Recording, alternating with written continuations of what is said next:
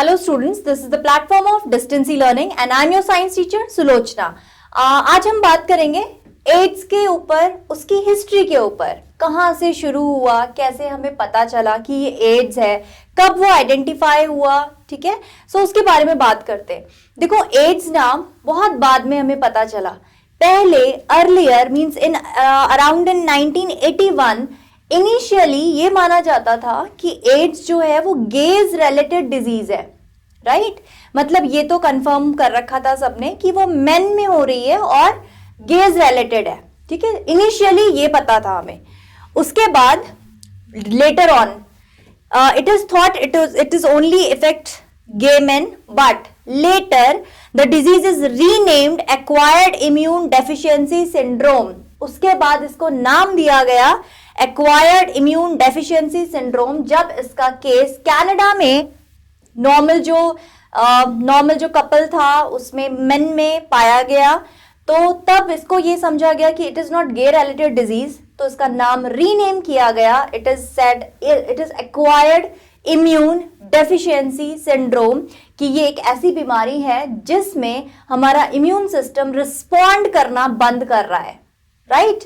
और HIV virus के बारे में हमें पता चला कि जो वायरस इसको कॉज करता है दैट इज HIV वायरस।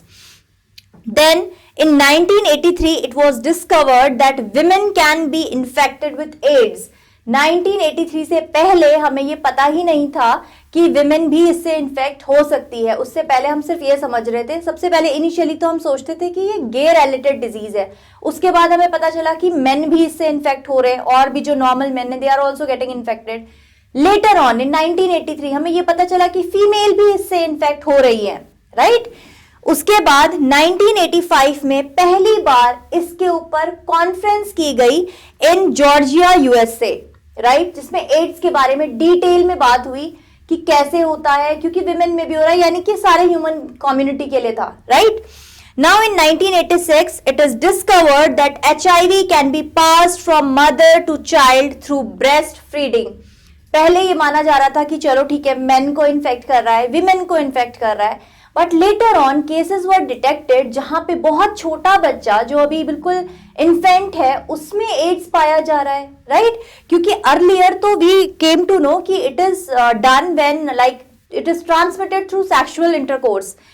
जब बहुत सारे आपके सेक्सुअल पार्टनर्स हैं तो उस केस में the chances of this AIDS disease is more, but एक जो इन्फेंट है, जो बिल्कुल छोटा बच्चा है, तो उसमें तो ये चांसेस हो ही नहीं सकते, है ना, is very small. So then later on we came to know कि और अदर ट्रांसमिशन के वेज भी हैं, ठीक है। वो जो निडल्स के थ्रू फैलता है, मदर से बच्चे को जा रहा है, तो 1986 में हमें पता चला कि मदर से वो फीटस में भी चला जाता है through blood, through breast feeding, उसकी वजह से वो कहाँ जा रहा है, बच्चे को भी पहुंच रहा है। इन 1987 the US food and drug administration approves the first anti retroviral drug AZT। ये एकमात्र अभी तक की जो हम लोगों के पास ड्रग है जो एंटी वायरल है, एंटी रेट्रोवायरस के लिए है। सो इट इज AZT जो एड्स की कंडीशन में दी जाती है। इसको अप्रूवल मिला 1987 में।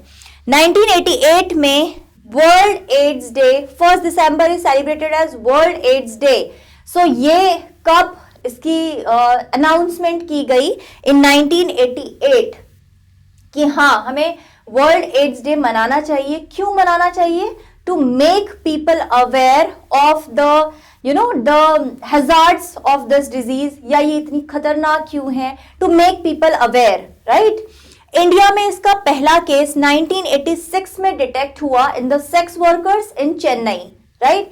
और आज की डेट में अगर हम लोग अपना एस्टिमेशन देखें तो इंडिया में ही 5 मिलियन से अबव केसेस हैं एड्स के, राइट। यानी फैलता जा रहा है। So this is the reason कि हमें अवेयर होना चाहिए कि एड्स किस किस वजह से फैलता है। So we should be protected, क्योंकि एड्स का कोई इलाज नहीं है अभी तक, उसका कोई इलाज नहीं है। हम सिर्फ जो मौत है उसको पीछे धकेल सकते हैं कुछ टाइम के लिए, बट तुम उसको पूरी तरह से नेग्लेक्ट नहीं कर सकते। Now in 1990, people living with HIV worldwide is estimated 8 to 10 million. और तुम सोचो कि ये 8 to 10 million तो 1990 में थे, आज की डेट पे इनकी तादाद बहुत बढ़ गई है. Now in 1991, तुम्हें पता होगा एड्स को हम जो सिंबलाइज करते हैं, that is a red ribbon. Red ribbon को क्रॉस में हम लोग सिंबलाइज करते हैं. So that symbol is given in 1991. ठीक है, for the awareness of AIDS. कि एड्स, देखो एड्स एक ऐसी बीमारी है जिसका एकमात्र इलाज बोलो या बोलो कि उससे बचने का तरीका इज प्रिवेंशन. आपको पता होना चाहिए कि ये किस किस वजह से फैलता है. उन चीजों से खुद को बचाओ. That is the only way how you can get heeled up, right.